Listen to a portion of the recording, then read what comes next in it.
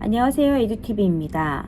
대치동, 사교육 너무 많이 들어 식상하시면서도 또 한편으로는 대치동으로 가야 하나? 대치동 사교육이 그렇게 좋은가? 싶으실 수 있습니다. 전문가들도 갑론을박 다양한 의견들을 근거를 가지고 말씀하시니 더 혼란스러우실 수 있고요. 심지어 전문가 중에서도 채널과 인터뷰에 따라 어느 날은 아이가 행복한 게 중요하다고 굳이 아이에게 사교육을 조장하지 않았으면 좋겠다고 말씀하시고, 어떤 날은 지금 상태로는 부족합니다. 어느 학원에 더 보내서 시키셔야 합니다. 라고 말씀하시니, 아니 내 아이를 어떻게 키워야 하는지 길잡이가 필요했던 부모님들께서는 얼마나 헷갈리실까요? 그분들 말씀이 다 맞기도 하고 틀리기도 합니다. 왜냐하면 아이의 학습 정도와 잠재력에 따라, 부모님의 성향에 따라, 경제적인 부분에 따라 이러한 것들을 다 고려해서 결정해야 하는 부분이기 때문에 한 가지 지표로 대치동으로 와야 한다, 아니다 라고 말씀드리기는 어렵다고 생각합니다. 그래서 제가 직접 경험한 한 예로 저희 아이에 대해 말씀드려보고자 합니다. 물론 사전에 아이에게 네 얘기를 엄마 채널에서 해도 되니? 하고 물어보고 허락을 구한 후 드리는 말씀이라 마음은 가볍네요. 학군지라는 말도 낯설고 주말이면 모든 학원들이 문을 닫고 중고등학생은 당연히 동네에 차가 다니는 단 하나의 유명한 학원으로 가야 한다고 생각했던 저희 아이는 5학년 12월 겨울방학 일주일을 앞두고 대치동으로 들어왔습니다. 저희 아이의 이력을 자세히 말씀드리면 워낙 독특해서 같이 공부한 친구들은 바로 알 수 있을 것 같은데요. 구체적인 저희 아이의 이력은 나중에 따로 말씀드리기로 하고요. 일단 초등학교 4학년 때 가정통신문에서 서울교대 상위 수학 사고력 대회 안내문을 보고 신청해서 본 시험에서 아이는 금상을 받았고, 참고로 이 시험은 기출문제가 없습니다. 알아서 준비하거나 아니면 평상시 실력이 드러나는 시험인 거죠. 또한 준비 없이 나갔던 성대 경시대회에서는 장려상을 받았습니다. 그때는 학교 대표가 되어야 영재원 도전이 가능했던 시기로 서울교대 영재원에 도전했으나 첫 해에는 안 됐죠. 당시 담임 선생님께서는 얼마나 속상해 하시던지요. 서울교대 졸업생이셨는데 직접 학교에 전화하셔서 담당자 교수님들께 항의해 주셨던 적이 있습니다. 그것만으로도 저는 합격한 거 이상으로 너무너무 기분이 좋았었고요. 암튼 그렇게 5학년이 되었고, 이후 서울교대 창의 수학 사고력 대회에 다시 도전했고, 이번에는 만점으로 대상을 받고 그의 서울교대 영재원에 합격했습니다. 그 동네에서 만족하며 살며 아무 생각이 없던 저와 우리 아이에게 4학년, 5학년 담임 선생님들께서는 수시로 너 왜 대치동 안 가? 대치동 가면 너 같은 애들 많은데? 너 같은 애들하고 같이 재밌을 텐데 언제 갈 거야?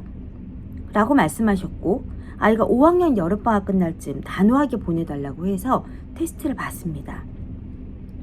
다른 과목 선행은 전혀 없었고 학원 경험 없이 저와 집에서 수학만 중2 진도까지 센으로만 정리하는 중이었고, 테스트 결과 CMS 경시관, M솔 경시관 모두 중3 과정으로 합격을 하게 되어 아이가 9월부터 혼자 지하철을 타고 주 3일을 다니게 된 거죠.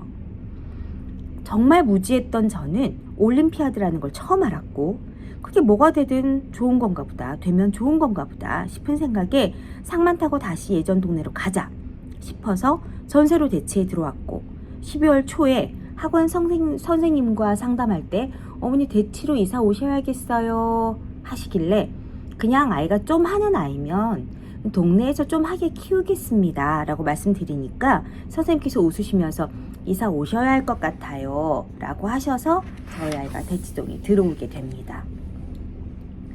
저희 아이가 뭐 딱히 잘한 것도 없지만 자랑하고자 뭐 드린 말씀이 아니고요. 제가 구구절절 저희 아이 이야기를 길게 풀었던 이유가 여기 있습니다. 먼저 대치동 초등학교의 반 구성을 한번 볼까요? 저희 아이 때 기준이니 요즘과 조금 다를 수는 있지만 제가 알아보니 큰 차이는 없는 듯 보입니다. 1학년 때에는 2세 반, 2학년 때 3개 또는 4개 반, 점점 이렇게 학년이 올라갈수록 전학생이 많아지고 결국 6학년은 8개에서 10개의 반이 됩니다. 이게 뭘 말하는 걸까요? 학년이 올라가면 올라갈수록 대치동으로 들어오는 아이들이 많다는 겁니다. 그렇다면 대치동으로 고학년으로 들어오는 아이들의 특징은 뭐가 있을까요? 이미 자기가 살고 있던 동네는 평정을 했거나 아니면 이 아이의 능력치가 이미 검증이 된 상태로 들어오는 아이들이 많다는 겁니다. 물론 처음부터 말씀드렸지만 대치동에 오면 학습 분위기가 잡혀서 잘할 것 같다. 동네 분위기가 중요하니 한번 이사 가보자. 친구라도 좀 잘 사귀면 좋겠다. 집값이 오르더라 등등 다양한 이유로 들어오시기는 하지만 대치동에서 그 아이가 버티고 성장하고 자기의 목표를 이루기 위해서는 무작정 오시기보다는 먼저 내 아이에 대한 검증이 이루어져야 한다는 겁니다. 학습에 대한 검증도 멘탈에 대한 검증도. 이런 경우 아이가 동네에서 받지 못하던 자극과 그로 인한 동기부여, 학습만이 아니라 여러 면에서 나보다 나은 아이들을 접할 확률이 높아지면서 이 아이들은 날개를 펴게 됩니다. 그리고 또 한 가지, 아이뿐만 아니라 부모님들 멘탈도 상당히 중요합니다. 학습에 특히 예민한 동네이다 보니 다른 아이들에게도 관심이 많고 카더라도 많은 편이고요. 어머님들끼리의 정보 교류도 상당히 활발합니다. 어느 정도는 모른 척, 관심 없는 척도 필요하고요. 필요한 부분에 대해서는 적극적으로 먼저 나서서 알아보는 자세도 필요한데 이게 생각보다 쉽지 않습니다. 또 경제적인 것도 무시할 수는 없죠. 집값도 집값이지만 어린 나이의 아이들일수록 먼저 접한 아이와 그렇지 않은 아이 사이의 갭이 눈에 보이니 이것저것 다른 아이들 하는 거 다 따라다니고 챙기기에는 아이도 엄마도 지갑도 힘들어질 수 있습니다. 하지만 아이가 정말 차고 올라가야 하는 때, 치고 날개를 달아야 할 때, 그 적당한 때에 쏟아 부어주어야 하는 시점에서는 아낌없이 아이에게 부어줄 수 있는 힘도 꼭 필요합니다.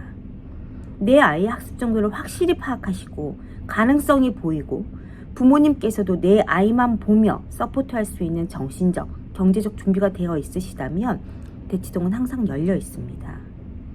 제가 생각하는 대치동의 장점은 어떤 것이든 학습에 있어서 대안을 찾을 수 있는 곳이다라는 겁니다. 이 학원이 아니면 안 돼. 난 이런 수업을 하고 싶은데 왜 우리 동네엔 이런 학원이 없을까? 저 선생님이 아니면 안 돼. 저 선생님이 아니어도 나는 우리 아이가 보다 이런 쪽으로 조금 더 포커스를 맞춰서 수업을 하고 싶은데 했을 때 내 아이의 성향과 맞고 내 아이에게 필요한 수업들을 잘 찾을 수 있고 만약 없다면 만들 수도 있는 그런 대안이 열려있는 곳이라는 게 가장 큰 장점이라고 생각합니다. 그렇다면 대치동으로 오라고 조장하는 거냐고요? 설마요. 이 모든 건 케바케 사바사이기 때문에 제가 아이를 직접 보지 않고 말씀드리기는 좀 어렵지만 아이도 부모님도 준비가 되셨다면 또 모두가 원하는 바가 같다면 모두에게 큰 기회가 될 것임에는 분명하니 그런 분들께는 추천드린다고 말씀드리고 싶네요. 제게 더 궁금하신 내용이 있거나 제가 다뤄줬으면 하는 주제가 있으시면 언제든 고정 댓글로 남겨주시면 다음 영상 제작에 참고하겠습니다. 어제보다 오늘, 오늘보다 내일 더 행복하시길 바랍니다. 감사합니다.